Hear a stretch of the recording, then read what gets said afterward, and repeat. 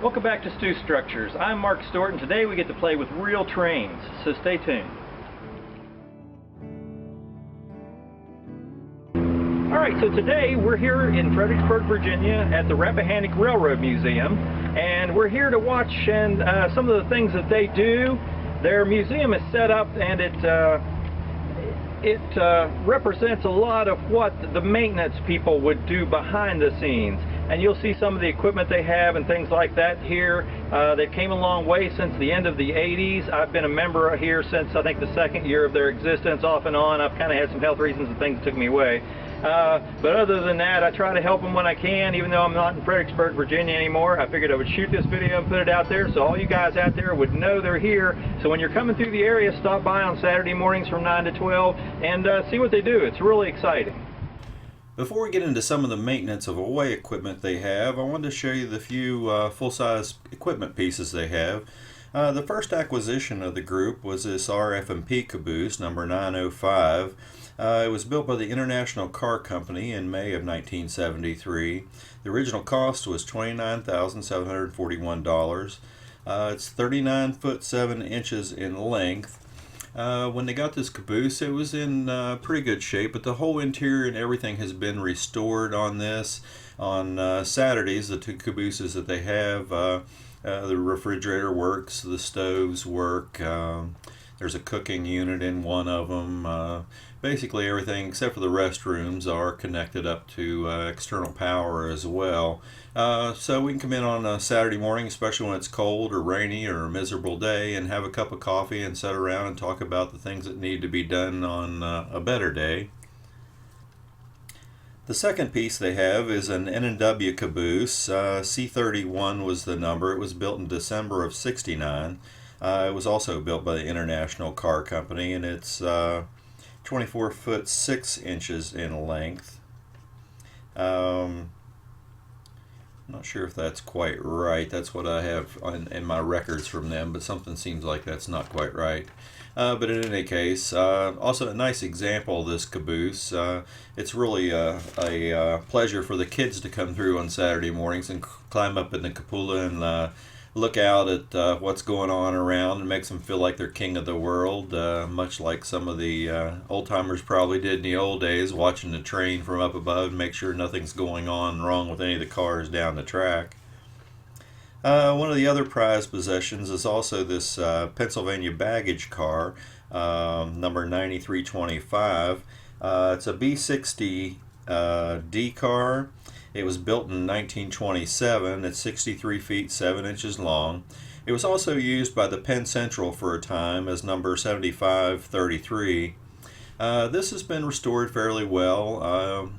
The interior is done. We keep the stanchions that hold the luggage and packages and all that kind of stuff up out of the way, because it's also right now used as the museum. And there's tons of hand tools and small signals and memorabilia and things like that of the RF&P and other railroads in the baggage car at the time. And as you come up the rear stairs of the baggage car into the museum, you walk through this car and then through both of the cabooses to view everything in the collection. The other car sitting here is a box car. It's an X58 box car, number 112121.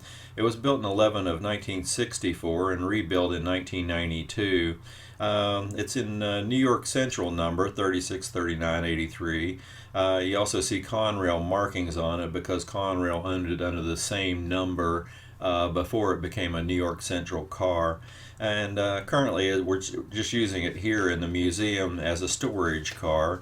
For years, one of the fundraisers we did to get money to fix the cars and maintain everything in the collection, we did train shows, and HO scale, 027, had a bunch of modules built that we could set up large layouts and host train shows with vendors to come in and rent tables and stuff to do a show once a year and attend some other shows as well. And that was the main income for the group for the first quite a number of years.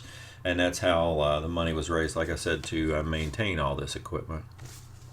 Okay, so I'm just going to Show you a couple of brief shots of the inside of the cars here. They've got just tons and tons of stuff in their collection, from antique signals, a couple of which are very unique that you really just don't see examples out of there. Tons of hand tools, pictures of the equipment before it was restored, that type of thing, some history of the organization. There's just tons of stuff here to go through, but I just kind of wanted to give you a little flavor of what's in here. So this is just a couple of brief shots. Okay, in the museum's collection also is a few different signals. They have several examples set up outside, which you'll see this one and a few others in other shots in the background. But very nice collection of various signals. They also have this hand crane that used to be used in the old days for taking ties and lifting small sections of rail and various things. It's a very nice example. It's been restored, and it's just a nice piece of equipment that you don't see examples of out there. So if you're wanting to model something like this, this is just a good place to look. Also, here's a shot of the backyard.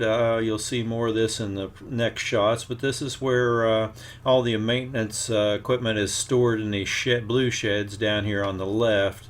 And also there's a waiting shed here, which was typical of a waiting area on the RF&P in the local area here, which has been built to allow passengers to sit and wait for the maintenance train, which you'll see here in a second, which you can ride on Saturday mornings. Now, all the equipment that I told you they stored in these two shipping containers, you'll see kind of being rolled out here and put on tracks. They do offer rides from 9 to 12 on Saturdays. The whole track in the area back in here is an industrial park in Spotsylvania County, and it's owned by the county. And it's locked out on weekends, so CSX can't bring cars in and out of here, so there's no danger of running into something bigger than you are while you're running back here.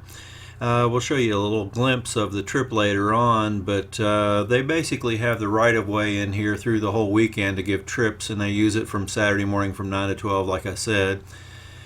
A gentleman that one of the original members that's passed a few years ago designed this little transfer track, which is quite a unique little piece of equipment.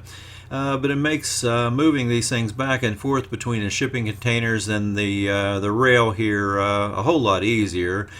Through the week, CSX does bring cars into this area here and move them around, and sometimes they do use this track here to switch out some cars and stuff, not on a regular basis, but once in a while they do. So we keep it clear through the week and only use it on Saturday morning, so everything's put away. So this transfer little implement here gives us the ability to move everything off the rails. It's quite a nice little thing, and everything kind of just picks up and is slid out of place underneath the cars in the shipping containers, except for the main unit itself, which gets cabled and locked here to a section of tracks, so nobody can move it through the week while nobody's here.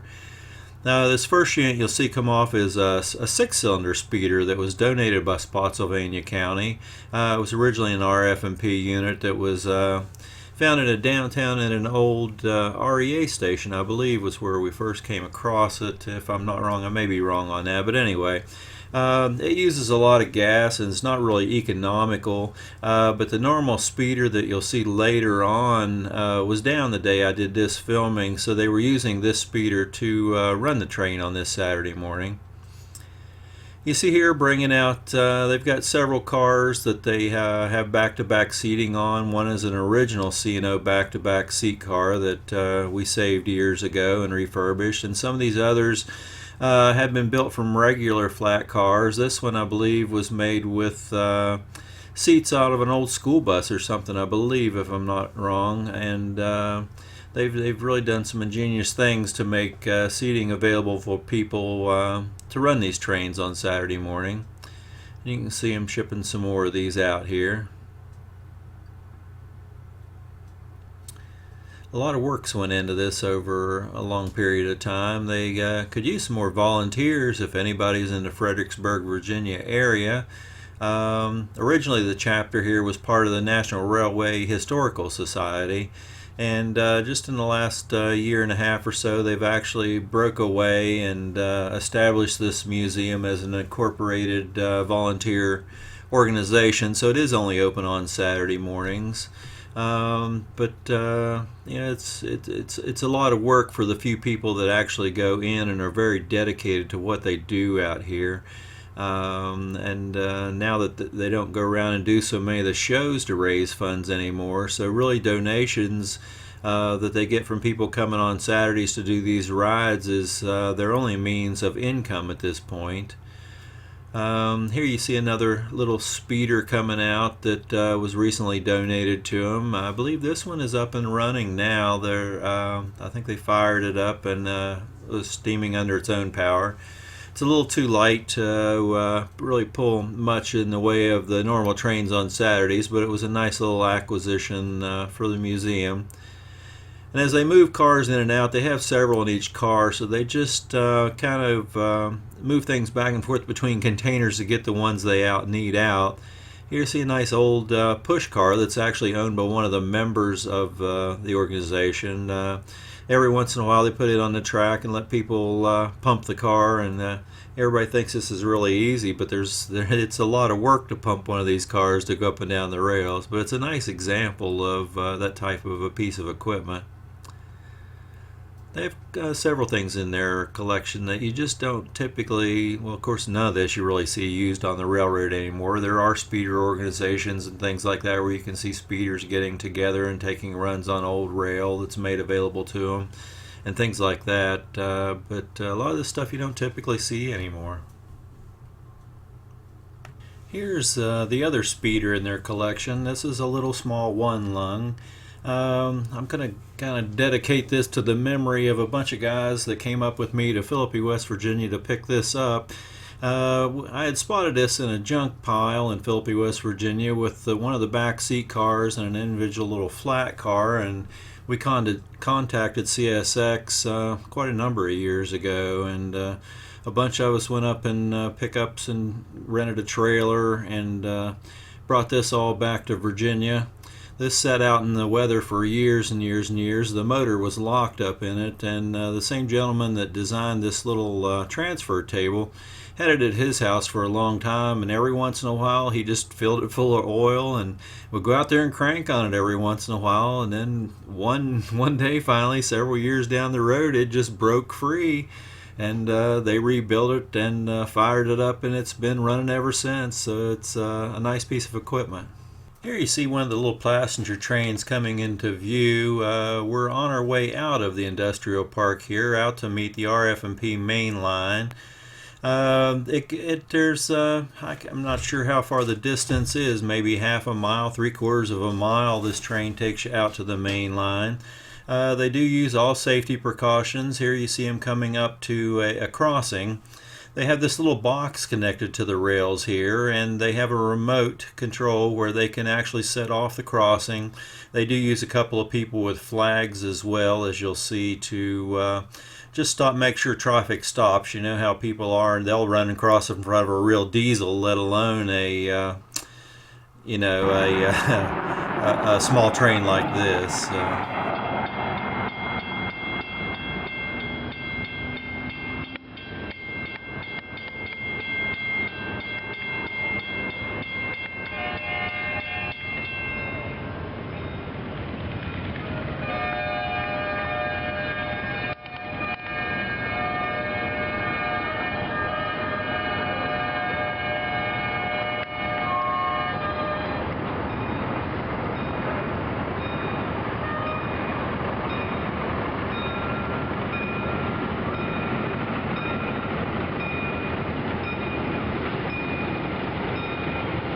And here you see them going on past the crossing on out to the main line. They do use scanners and listen for trains that may be passing the main line. If there is one coming, they do stop and wait for a while so you can see a train going by up close and personal. They maintain plenty of clearance, but while they're there they also give a small talk on the history of the area and the significance of the trains and that type of a thing, and a little bit of a story about the equipment that you're riding, that type of thing. Very nice little trip. Recently, they've also purchased these two, well, they used to be classroom double-wide trailer type of things, and brought them to the site and set them up. It's going to give them a lot more room to expand their museum into, so they can get some of their stuff out of storage and spread things out to where you can really see a lot better what they have, as well as setting up a model railroad exhibit as well. So this will be a very nice addition to the museum and make things a lot more user-friendly. Okay, so the toys are all put away now and everybody has went home, and it's the end of a day. They operate, like I said earlier, from 9 to 12 on Saturdays. Come out and pay them a visit and see what they've got going on. It's really a very unique place, and most people are not aware of some of the things that they have here in the museum and stuff, and they're constantly expanding and doing some new things. So come on down when you're in the area and patronize this establishment. It's a good one. And same as always, if you like this video, like and share it at the bottom. I appreciate that. Subscribe to the channel. We've got a lot of good things coming your way with scratch builds and things like that. And everybody, happy training. Have a good day. Thanks.